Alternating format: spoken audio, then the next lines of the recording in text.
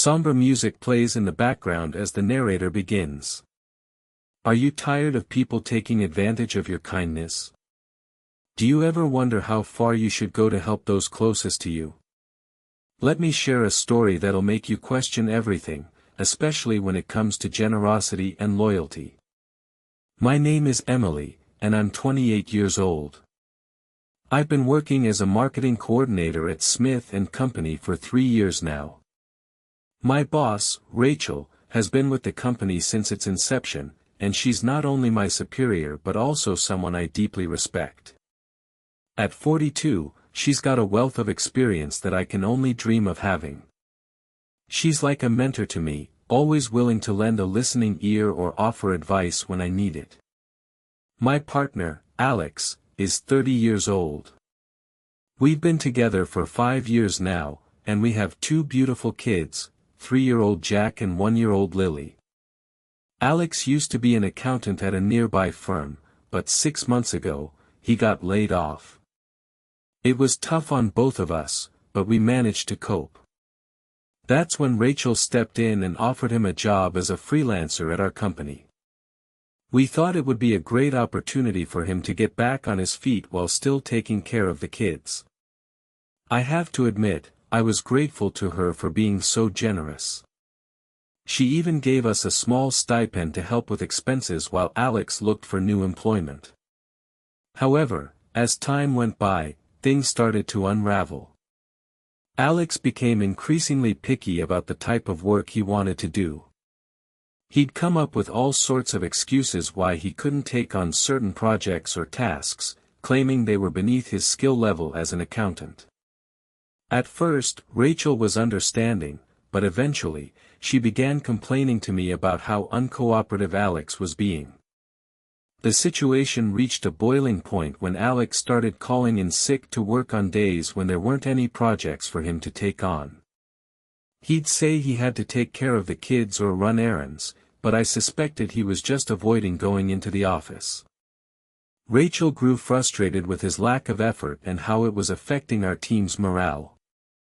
One day, Alex walked into the office, claiming he had a family emergency, and wouldn't be able to come in for a few weeks. Rachel seemed suspicious, but didn't confront him directly. Instead, she told me that she was at her wit's end with Alex's flakiness and we needed to have a talk about what was going on. That evening, I confronted Alex about my suspicions. He broke down in tears and confessed that he wasn't looking for work as actively as he claimed. He said he felt too old to be working as an accountant, especially since it's such a competitive field, and he didn't want to have to take on low-level tasks just to get by. I was shocked and hurt by his admission, but I also understood where he was coming from. However, I knew that we couldn't keep taking advantage of Rachel's generosity. We had to find another solution, not just for our own benefit, but for the sake of our team and the company as a whole. As it turned out, Rachel eventually found out about Alex's behavior and confronted him directly. He apologized profusely and promised to turn his life around. It was a difficult conversation to have, but it needed to be said. But here's where things get complicated. Some people might say that I was being too harsh on Alex, that he was just trying to cope with the situation. Others might argue that Rachel should have been more understanding and accommodating. And then there are those who'd say that we were taking advantage of her kindness and generosity. Background music transitions to a softer melody. Let's break down what went wrong in this situation. Firstly, Alex's lack of effort and accountability was affecting not just our team but the company as a whole. His behavior was impacting morale, and Rachel had every right to be frustrated with him. Secondly, taking advantage of someone's generosity is never a good idea. We're talking about a professional relationship here, one that requires mutual respect and trust. Alex and I crossed that line when we kept asking Rachel for favors without giving anything back in return. Lastly, communication is key in any relationship, whether it's personal or professional. Alex should have been more open with me and Rachel about his struggles and feelings instead of keeping them hidden. Background music transitions to a more contemplative tune.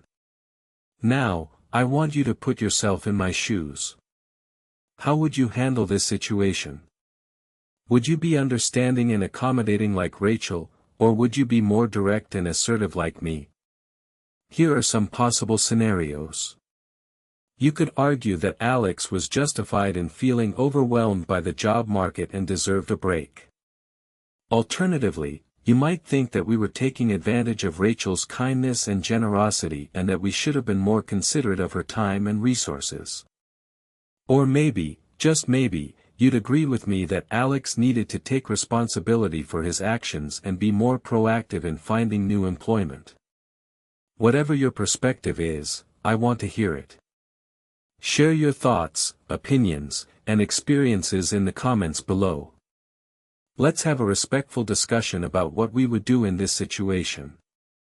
Outro music starts playing. Before you go, make sure to subscribe to our channel for more engaging stories like this one. If you've been affected by a similar situation or want to share your own story, please comment below and don't forget to hit that notification bell so you can stay up to date on all the latest content. Thanks for watching, and I'll see you in the next video.